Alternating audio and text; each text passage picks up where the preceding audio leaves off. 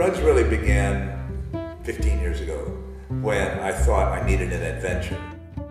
So I thought, where do you make rugs? I chose Kathmandu because I had been involved with the Tibetan Buddhists for a long time, and I thought that was a perfect mesh.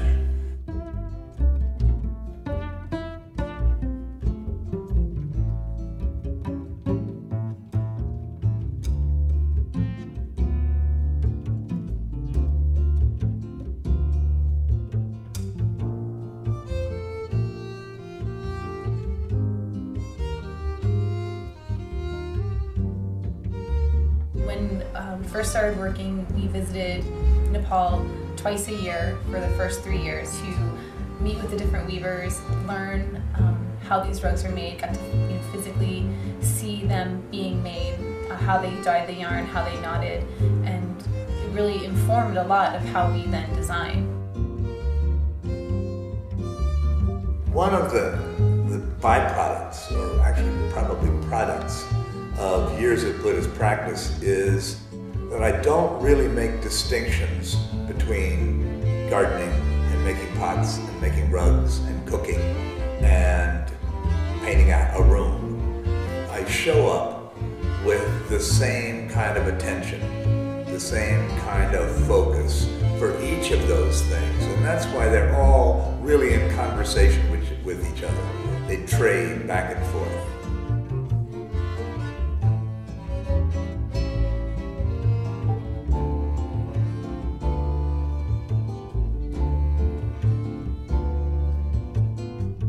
Our rugs are certified by Goodweave to be child labor free. They've helped us to make sure that the rugs that we're making are a good product to own. The wool that we're using is Tibetan wool. This wool is darker and it's richer. Wool is extremely dense and very thick and has a lot of lanolin in it. And the wool is processed by hand, so all of the lanolin doesn't get washed out of it. That lanolin helps protect the yarn, and also as it ages, as you walk across it, as it wears, it comes out and creates a really lustrous shine. That wool gets better and better generationally. The silk is beautiful. It's a pure white thread that really dyes and gets really pure color. The silk not only has a different way of reacting to light with its iridescence, but since the silk starts white, it is a cleaner, brighter color. So you can control how vibrant you want a color by increasing the amount of silk that you use. So the combination of this sort of earthy Tibetan wool with the really bright silk creates really interesting contrast and really gets the bright colors that we need. In my ceramics, when I'm working on them, they have to reach a level of lushness. The same feeling with the rugs. Wool is fine, but wool and silk is way better.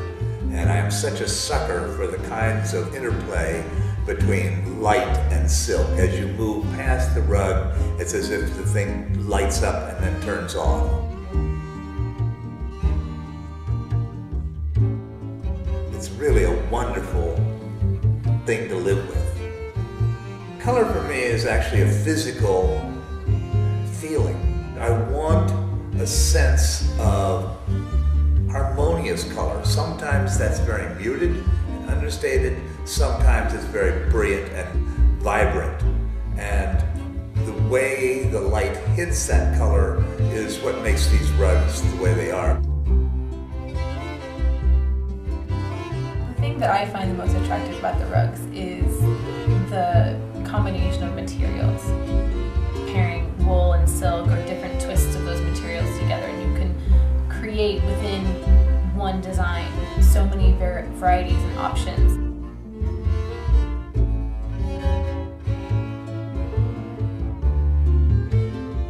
Each yarn has got 3 strands, and you can mix them. You can have 1/3 silk, or 2/3 silk, or all silk, or all wool.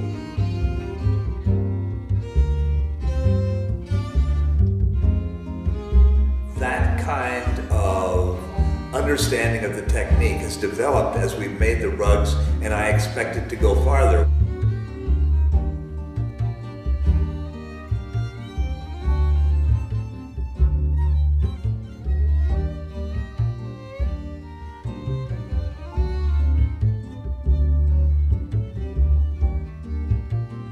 Originally, I designed rugs by cutting up the imagery on my pots and collaging them onto rugs. Now the design process is entirely interwoven with Elizabeth. We both design together. We collaborate on the designs. But it's a back and forth currency of ideas. So when we work together, we're always, he's throwing in motif and I'm taking it out, and we're always sort of in a constant debate back and forth of where is that level? Where can we get this design that neither of us would have created on our own? Her general approach is less is more, and my general approach is the more the better. And so there's always these two elements in tension, but I think that tension really produces wonderful designs.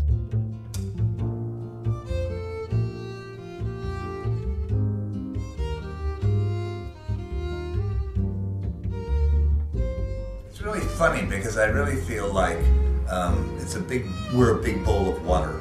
It's filled right to the top. You joggle us, and designs come sloshing over the edge. That's what we do. Our mind makes designs. Our default action is to design. Yeah.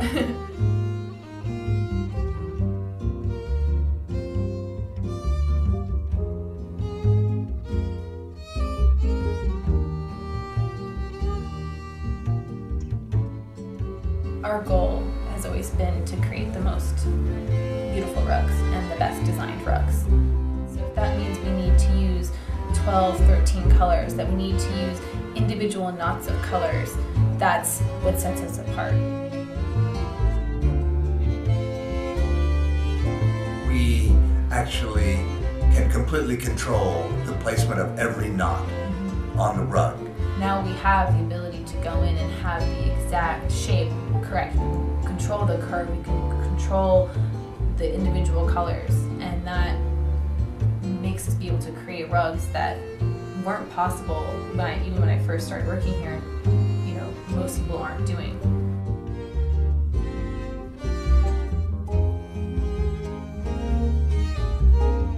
When you design a rug for a person and for a space, you need to understand the space and what's going to work there. What will enhance the space?